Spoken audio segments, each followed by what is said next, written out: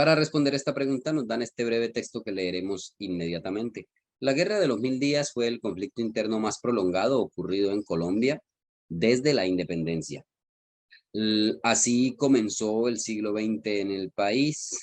Algunos de sus efectos devastadores se manifestaron a través de los fenómenos como la interrupción del transporte de mercancías y la emigración campesina de las zonas azotadas por la guerra. Muy bien. Y la pregunta es, ¿la emigración campesina contribuyó a la industrialización, ya que las personas que llegaban del campo a la ciudad? Ojo, aquí hay una afirmación antes de preguntarnos. Y si esto fuera una pregunta, diría, ¿por qué podemos afirmar que la emigración campesina contribuyó a la industrialización? Y nos dan parte de la respuesta. Porque los campesinos que llegaron a la ciudad, ¿qué pasó con esos campesinos que llegaron a la ciudad por esta emigración? Tengan presente que cuando hablamos de emigración, hablamos de la salida de habitantes de una zona, una región, de un territorio hacia otro. Esa es la emigración.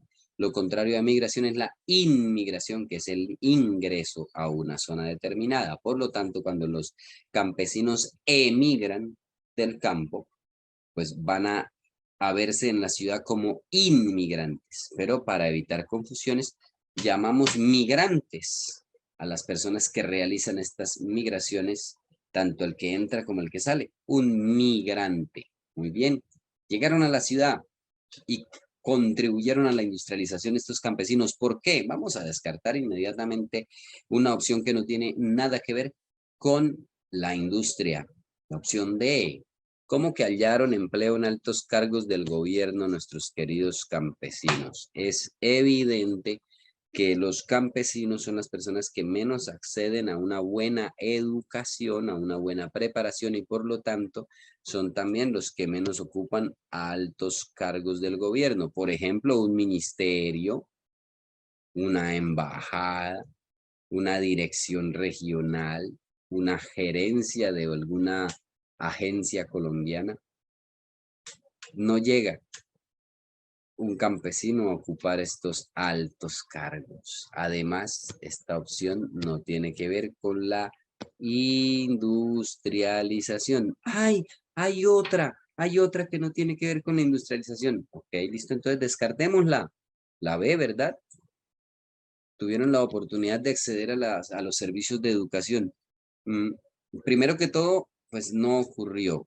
Cuando un campesino llega a la ciudad, bueno, cuando muchos campesinos llegan a la ciudad, no hay escuela para tantos y muchos de ellos no tienen la oportunidad de acceder a la educación. Además, estamos hablando de algo que sucedió hace 120 años, cuando aún no se veía tan efectivo el servicio de educación en el país.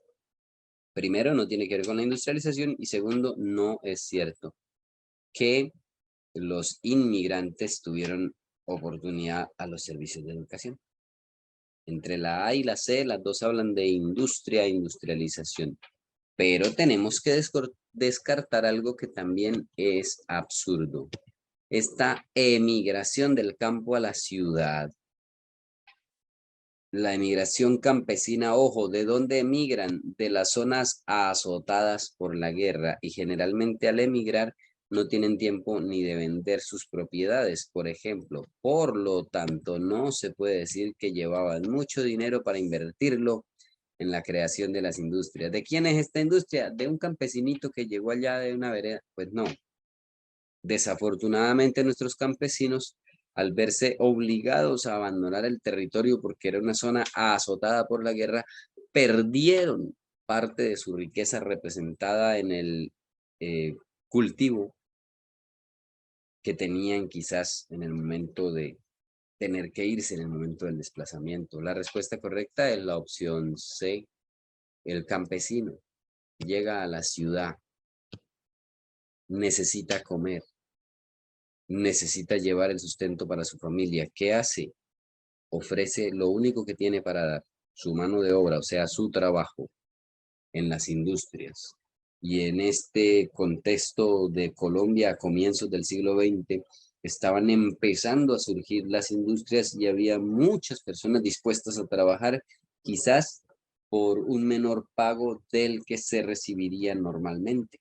Y ahí tendríamos entonces que el campesino llegó a competir por un puesto de trabajo ofreciendo su mano de obra quizás más barata que la que ofrecían los demás en las pocas industrias que habían en Bogotá. Si marcaste la opción C, marcaste la respuesta correcta.